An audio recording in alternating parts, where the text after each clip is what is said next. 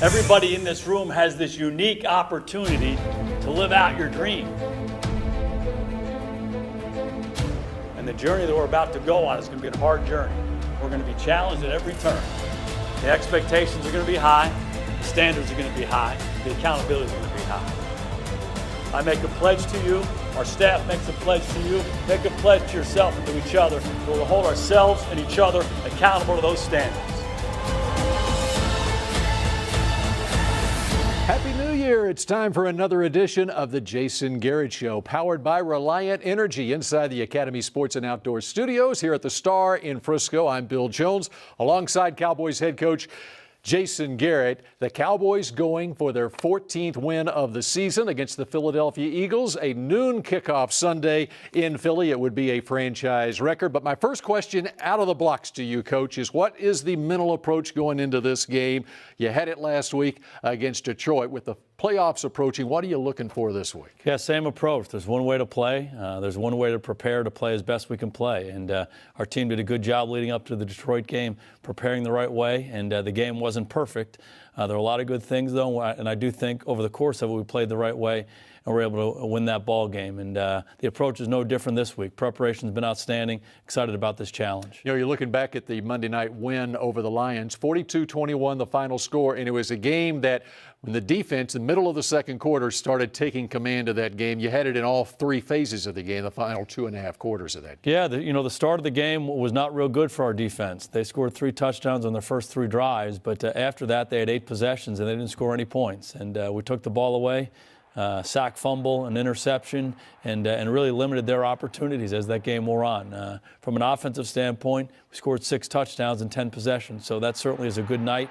We mixed the run and the pass. We made explosive plays in the passing game. I think as much as anything else, cleaning up some of those penalties early on in the ball game allowed us to really get into our rhythm, and we played well. You have to be excited what you're seeing out of Dez Bryant right now. Of course, in that game, he not only had a touchdown pass, but 2 touchdown receptions as well. There's only one other player in the Super Bowl era to have 2 touchdown catches and throw for a touchdown. That was David Patton from 15 years ago, New England Patriots. How about that for some research? Well, that's good research.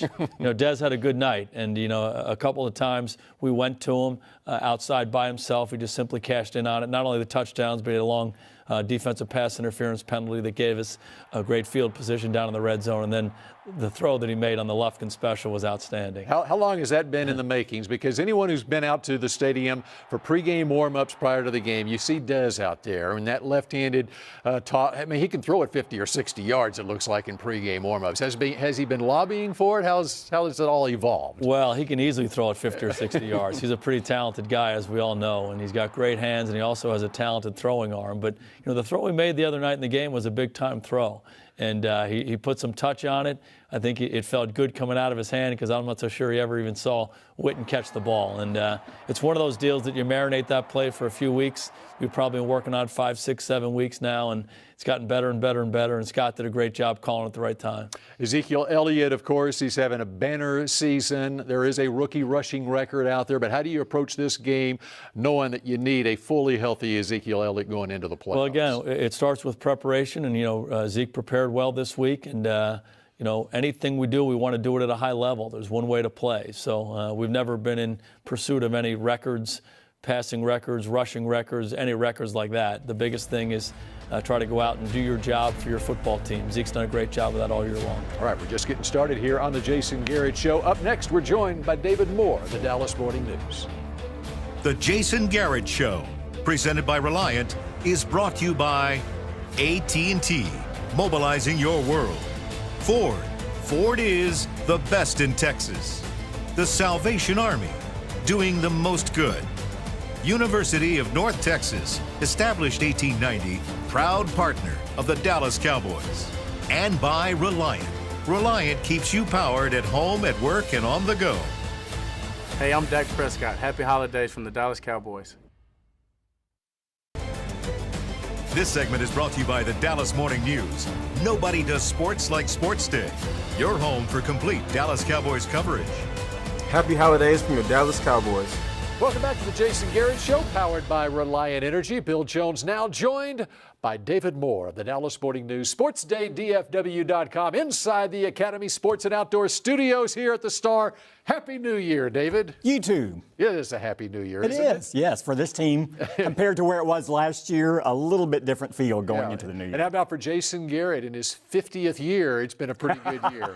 I didn't say that in front of Jason. Not 50th year of coaching, 50th year. 50th year, that's right. All right, how do you handle this game in Philly as far as Dak is concerned, as far as Zeke is concerned? I'm glad you asked me because, you know, Jason gave me a call. Jason asked me about this, and Jerry, you know, went to his office the other day. We had a little bit of talk about it, and we're still working through some things, but take it day by day. Take it day. It's a process, Bill. Yeah. It's a process. Apparently I'm in the minority on this. I know everyone's throwing up their hands and in my mind, operating out of fear. How can you play any guy that matters? What if he gets hurt? You can't do yourself to that going into the postseason. I just don't get it. I mean, you're responsible with how you proceed with guys. If certain guys are banged up, you don't play them, like a Tyrone Crawford or Terrell McClain. It makes sense. You know, DeMarcus, your entire defensive line, basically. I get that. And I'm not saying if the game in the second half evolves or degenerates to a point where the winner, the outcome is determined, you don't protect your key guys. That's just common sense. But I don't see how you go into a game and say, you know what, Dak Prescott, Ezekiel Elliott, everything we've told you all season, the energy you've infused this team with, the special quality, the chemistry we have, just take a knee on this season. Don't finish it out. Don't worry about it. We'll pick up again in the postseason. To me, that is illogical. And look, this team is playing. No team in franchise history has ever gone 14-2. This team can go 14-2. Are you trying to say from a historical standpoint that doesn't mean anything? Are you trying to tell me that people don't feel better about this team seeing what they did against Detroit in a game that was essential for Detroit but didn't matter to Dallas? You don't think that instilled more confidence in the Cowboys, what they did against Detroit on that Monday night game, than if they would have gone out there and said, hey, let's protect some of these guys. We don't need to push it. So I just don't get it. I think you play guys as long as it makes sense. If the game is determined, the outcome's determined at some point, then you say, okay, let's work someone in behind Dak, work someone in behind Zeke. But I just don't think it's a free pass. I really don't. And I think you can look back at the other two times they had 13 wins in a season, in 2007 and in 1992.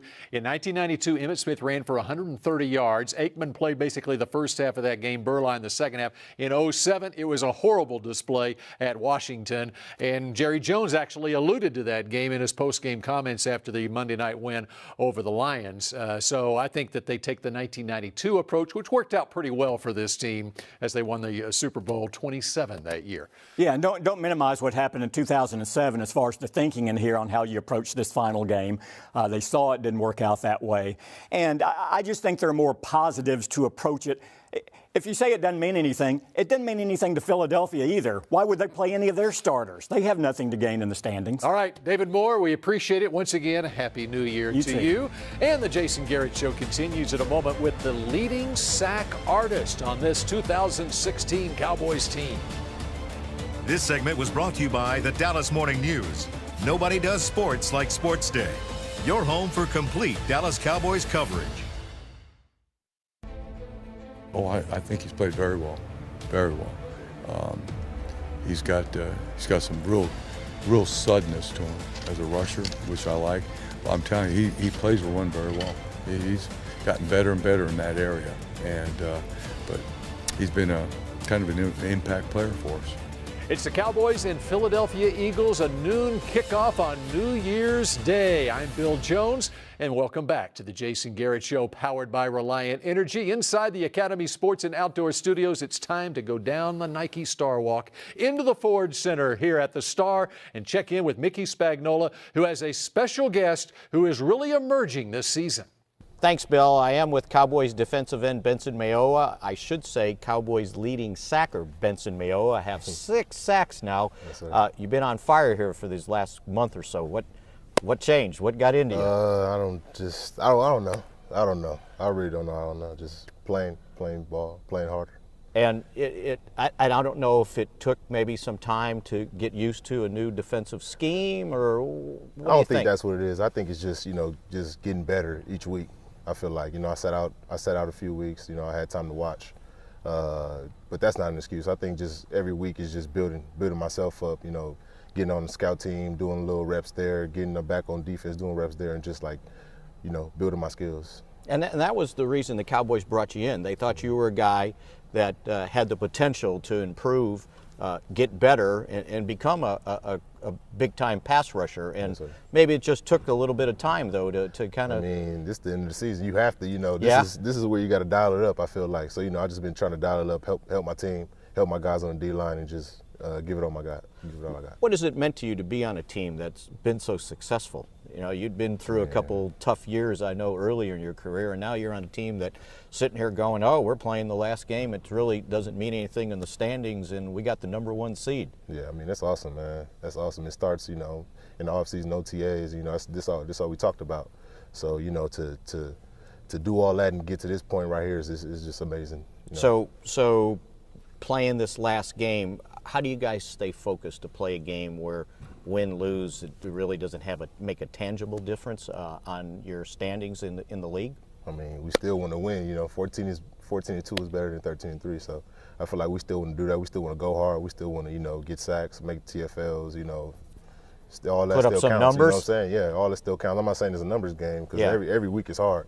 But, we still want to give it all we got. Now, have they explained to you guys that 14 wins, no other Cowboy team has ever done that before? Oh, really? In a single season? Really? Yes. Oh, all the teams that won Super Bowls or went to Super Bowls, 14's the most. I mean, I didn't know 13 was the most. You tied it. Okay. Twice, only twice before, too. So that's got to be a little nugget that you guys could say, hey, I did this. That's a good stat right there. I might go tell the guys. Go tell your guys that and get them pumped up for the game.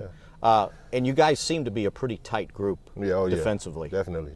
Yeah, we're tight. I mean, this has been one of the tightest teams. I've been on 3 teams, my 3rd one, and I feel like just all of us, not just the defense, but the offense also, like we all, gel with each other. How do you think that happened?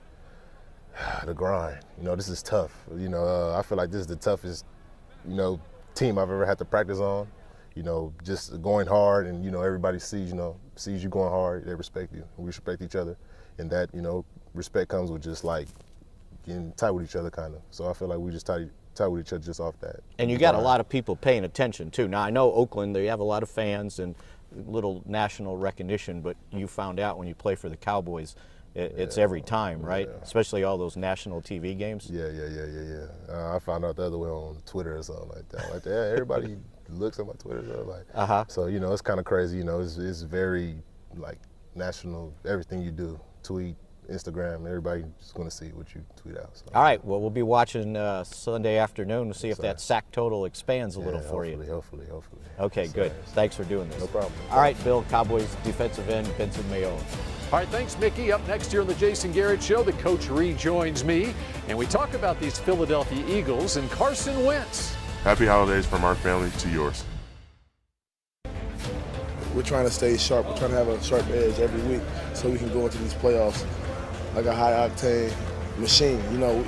We're not taking weeks off. We're not looking at them as games that aren't meaningful. Every game we play is meaningful. Definitely that one in Dallas, NFC East rival. The point of the year we were in there kind of was a turning point, roughly.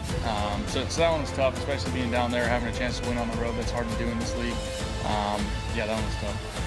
Welcome back to the Jason Garrett Show, powered by Reliant Energy. Happy New Year to all of you out there. We're inside the Academy Sports and Outdoor Studios here at the Star. Bill Jones with the head coach. Cowboys and the Eagles, and Carson Wentz, the rookie quarterback from Philadelphia. Of course, you got very familiar with him almost a year ago now, Senior Bowl practices. What was it that struck you about Carson Wentz getting to work with him that week? Well, just very impressive, really, in all ways. Physically, he's very impressive. He's big, he's fast, he's athletic. He's got a very good arm, so that stuff jumps out at you. But, the chance to be around him for a few days, you certainly figure out what kind of guy he is and what makes him tick. And he was very impressive. He's a smart guy. Football is very important to him.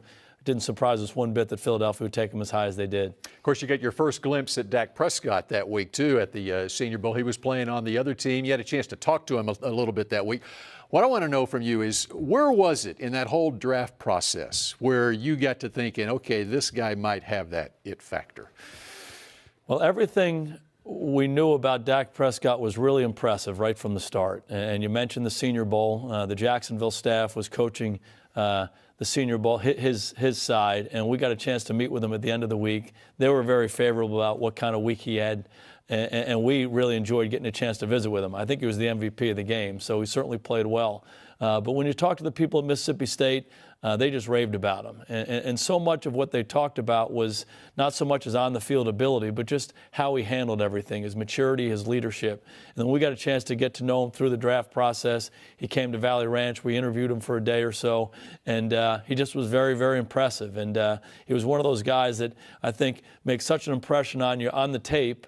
Very good career at Mississippi State, but maybe equally important, just the kind of guy he is when he walks in the room and he interacts with people. So we got to know him a little bit at the Senior Bowl, more as the spring went on, and we're lucky we drafted him. All right, your defense in that game against the Lions, as we mentioned off the top of the show, really got things under control in that game starting about the mid-second quarter. Now, depleted on the defensive line, though, and I thought maybe, I don't know if it was sideline adjustments or halftime adjustments by Rod Marinelli. A lot of the second half was with a three-man defensive front. It helps when you got versatile defensive players, right, in those situations. Absolutely. And typically we play a four-man line on early downs, and we've played a lot of that three-man line in some passing situations. But we were down to 5 defensive linemen, and so you have to make an adjustment. We played a little more of the three-man line. Those guys responded well, and you said it, versatility. They played all different spots, and each of those guys, they kind of fought through it, and they took advantage of their opportunities. And as that game wore on, they were the difference in the game. You know, David Irving, speaking about a versatile player, he can play all 3 line positions up front,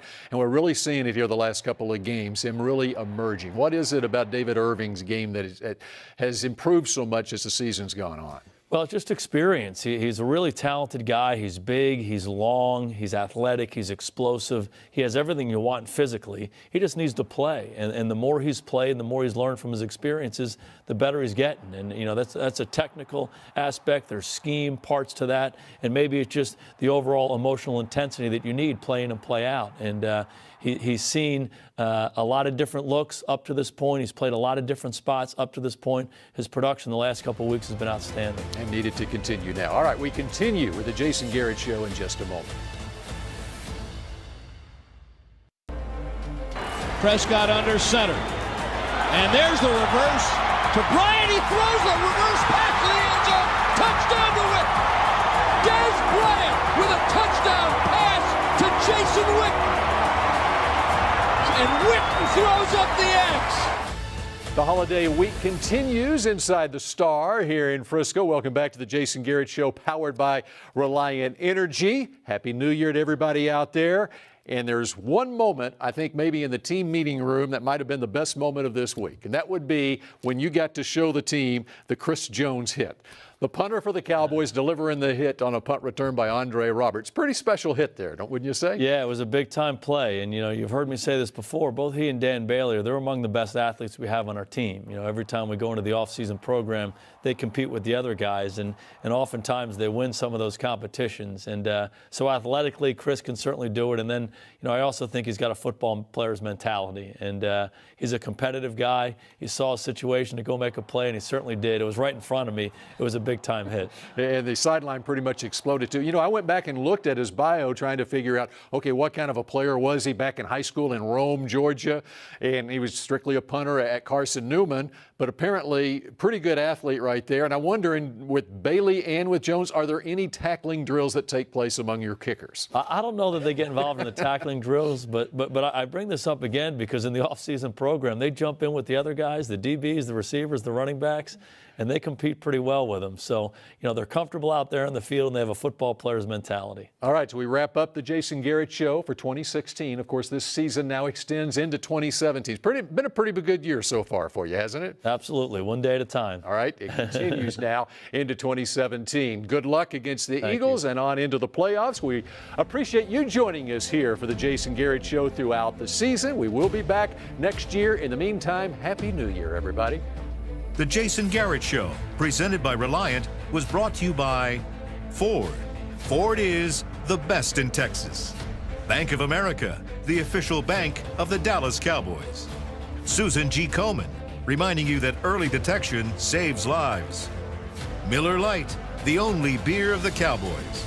NFL Game Pass. Enjoy full access to coaches' film and game replays from Week 1 to the Super Bowl. Subscribe at DallasCowboys.com/Game Pass.